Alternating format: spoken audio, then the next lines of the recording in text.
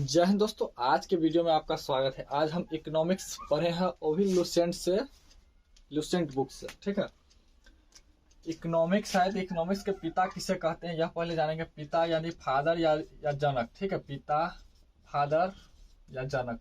Adam Smith को कहते हैं, एडम स्मिथ को।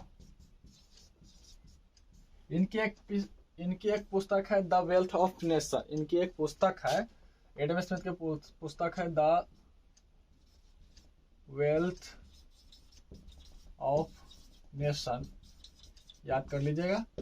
और यह एडम स्मिथ इकोनॉमिक्स के पिता यानी अर्थशास्त्र। एक और अर्थशास्त्र थे जो आप पढ़े होइएगा, जिनका जनक है चाणक्य। तो चाणक्य ने जिन्होंने अर्थशास्त्र की रचना की, वो उस पुस्तक का संबंध है राजनीतिक से। ठीक है, और यह जो अर्थशास्त्र हम पढ़ेंगे, इस पुस्तक का संबंध है आर्थिक क्रिया से। ठीक है, तो चलिए हम जानते हैं।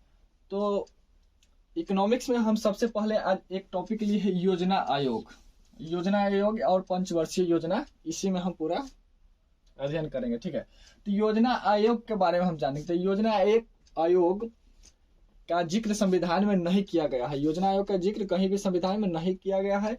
यह एक गैर संवैधानिक संस्था है। इसकी स्थापना बाद में किया गया है। इसकी स्थापना बोले तो 15 मार्च 1950 ईस्वी में किया गया। 15 मार्च 1950 ईस्वी में किया।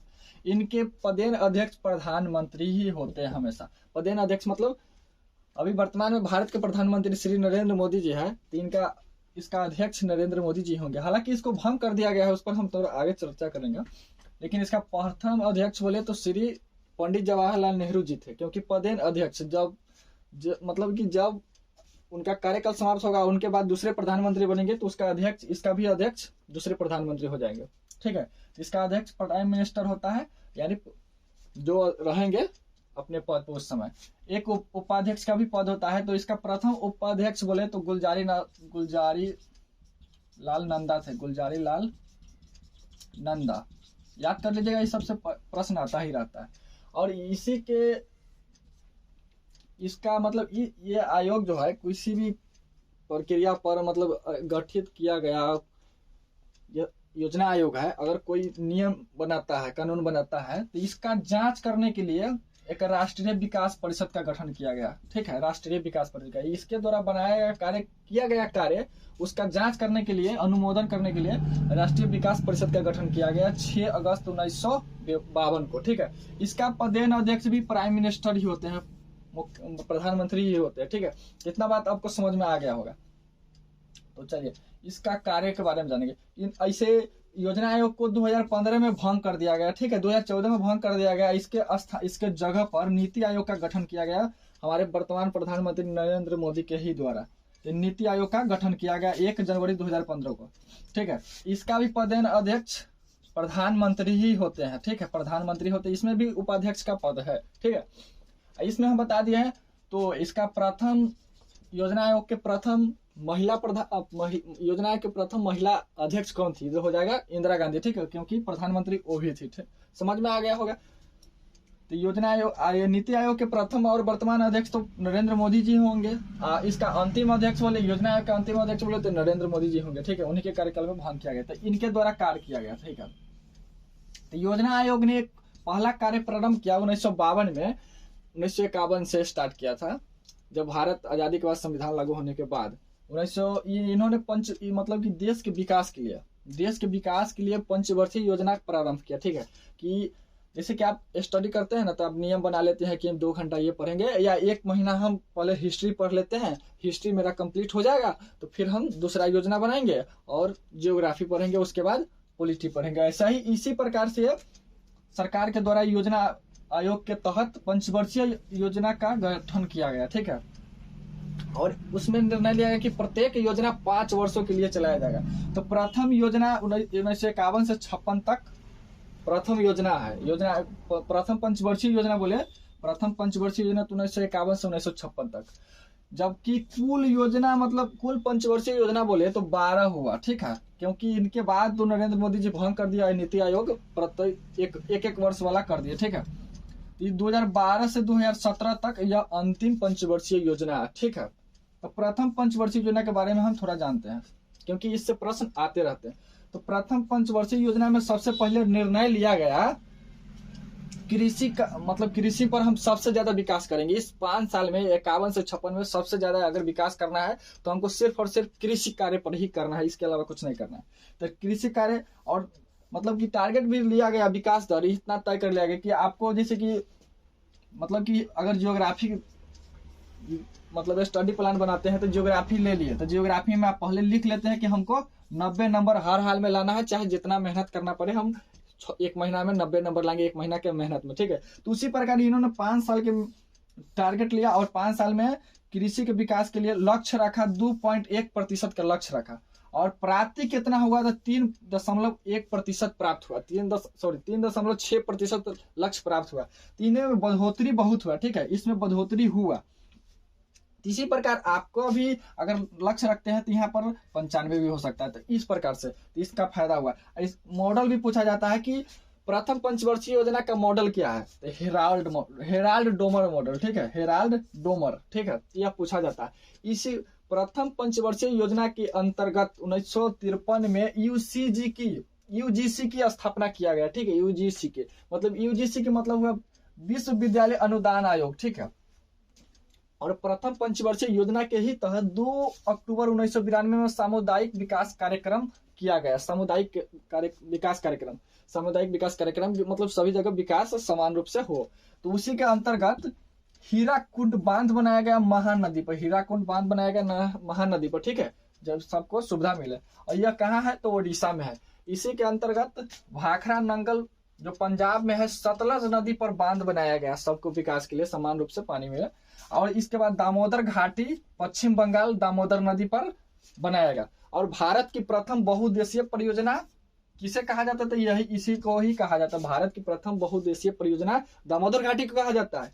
तो इस तरह से आपका सब प्रश्न शॉर्ट हो जाएगा, इस प्रकार आप देख लीजिएगा। तो देखिए आप द्वितीय पंचवर्षीय योजना में आते हैं, दूसरा पंचवर्षीय योजना, ठीक है, 1956 से 1961 ईस्वी तक यह चला। इसमें टारगेट लिया गया उद्योग को कि अब देखिए वहां पर कृषि के पर कार्य किया गया 5 साल में, तो लक्ष्य अच्छा हुआ, तो अच्छा निर्णय भी आया। अब यहाँ पर उद्योग मतलब कि देश में कृषि तक विस्तार पकड़ लिया है, तो अब देश में मतलब कि कुछ फैक्ट्री भी होना चाहिए, जिसके फैक्ट्री में लोग मजदूर काम करेंगे तो उससे पैसा आएंगे और देश का विकास होगा। तो इसमें उद्योग के कार्य किया गया और इसमें विकास दर कितना रखा गया, 4.5%, ठीक है, 4.5% विकास दर रखा गया, जिसमें प्राप्ति आपका हुआ 4.2%। इसमें थोड़ा सा घाटा लग गया, ज्यादा नहीं, 3 घाटा लगा।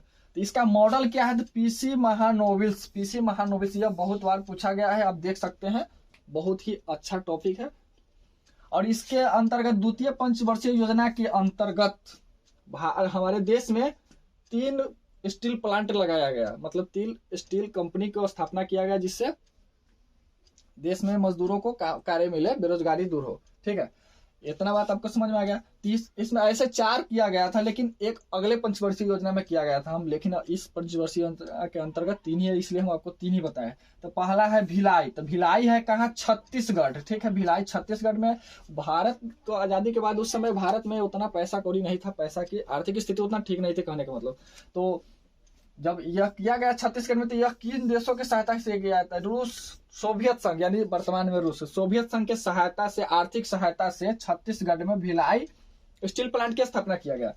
और दूसरा राउरकेला ओडिशा में है, पश्चिमी जर्मनी के आर्थिक सहायता से राउरकेला के स्थापना किया गया, ठीक है। दुर्गापुर यह वेस्ट बंगाल यानी पश्चिम बंगाल में है, ब्रिटेन की सहायता से, आर्थिक सहायता से इसकी स्थापना किया गया। इतना बात आपको बहुत बढ़िया से समझ में आ गया होगा।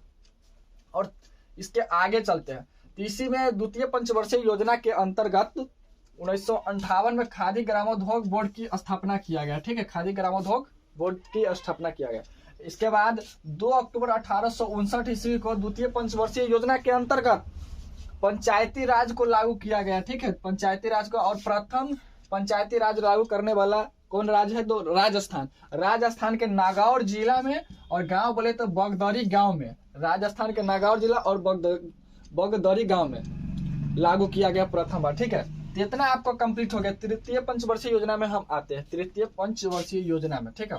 इसकी अवधि पूछे तो अवधि भी पूछा गया है कितना बार, 1961 से 1966। इसी बीच में भारत और 1962 में भारत और चीन के बीच घमासान युद्ध होता है और भारत का स्थिति खराब हो जाता है, तो हार जाता है। उसके बाद पुनः 1965 में भारत और पाकिस्तान के बीच जबरदस्त युद्ध होता है। उसके बाद 1966 में सूखा पड़ जाने के कारण तृतीय पंचवर्षीय योजना सफल नहीं होता है, तो इसी के बीच योजना अवकाश आ जाता है। तो इस पर हम चर्चा करते हैं।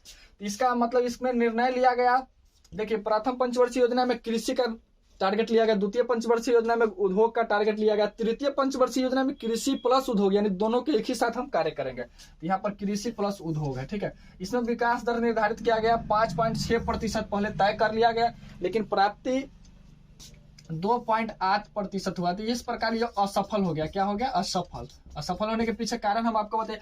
इस योजना का असफल, तृतीय पंचवर्षीय योजना का असफल होने का पहला कारण था 1962 में भारत और चीन के बीच युद्ध हुआ, इसमें इस पंचवर्षीय योजना का कार्य पूरा नहीं है। दूसरा युद्ध भारत और पाकिस्तान के बीच में 1965 में युद्ध हुआ, तो यह पंचवर्षीय योजना में ब्रेक लगा। तृतीय पंचवर्षीय योजना इसी तृतीय पंचवर्षीय योजना के अंतर्गत यह सब हुआ, उसी समय में हुआ। कहने का मतलब 1966 और 67 के बीच में सूखा पड़ जाने की वजह से यह पंचवर्षीय योजना सफल नहीं हो पाया। तो चलिए, इसका मॉडल क्या था? सुखमय चक्रवर्ती मॉडल पूछा जाता है, इसलिए बता रहे हैं। इसी तृतीय पंचवर्षीय योजना के अंतर्गत बोकारो स्टील प्लांट जो झारखंड में है, दादा भाई बोकारो स्टील प्लांट जमशेदजी टाटा द्वारा जो लगाया गया था, सोवियत संघ की सहायता से लगाया गया। इसी के अंतर्गत 1965 में FCI की स्थापना किया गया, फूड कॉर्पोरेशन ऑफ इंडिया, ठीक है। कृषि कीमत एवं लागत आयोग, ठीक है। MSP निर्धारण CACP 1965 में इसी योजना के अंतर्गत किया गया, ठीक है। पंचवर्षीय योजना के अंतर्गत किया गया। MSP मतलब कि किसान को सरकार के द्वारा जैसे कि कृषि का दर पहले निर्धारित किया जाता है, कृषि उगाने से पहले निर्धारित कर दिया जाता है, तो वही बात हुआ। तो जो ये सफल नहीं हुआ तो युद्ध के कारण, तो इसी योजना आयोग को पूरा करने के लिए योजना अवकाश नाम दिया गया। तो 1966 और 67 के एक वर्ष की अवधि पूरा करने के लिए 1966 और 67 एक वर्ष हुआ, 1967 से 68, 1968 से 69, ये 3 वर्ष, एक वर्ष करके 3 वर्ष तक एक नया योजना अवकाश के नाम से शुरू किया गया, ताकि जो 3 वर्ष उसमें छूटा हुआ था 2 ही वर्ष चल पाया सही से। तो इसी को पूरा करने के लिए नए 3 बनाया गया, एक वर्ष करके। तो इसको हम योजना अवकाश के नाम से जानते हैं। तो उम्मीद करता हूं कि आपको 3 पंचवर्षीय योजना आपको बढ़िया से समझ में आ गया होगा। तो हम अगले मिलेंगे, अगले 3-4 और पंचवर्षीय योजना में 12 पंचवर्षीय योजना है, तो हम बारी से वीडियो बना के आपको बता देंगे, क्योंकि एक वीडियो में बनाएंगे तो थोड़ा लंबा हो जाएगा। मिलेंगे अगले वीडियो में, तब तक ले जय हिंद।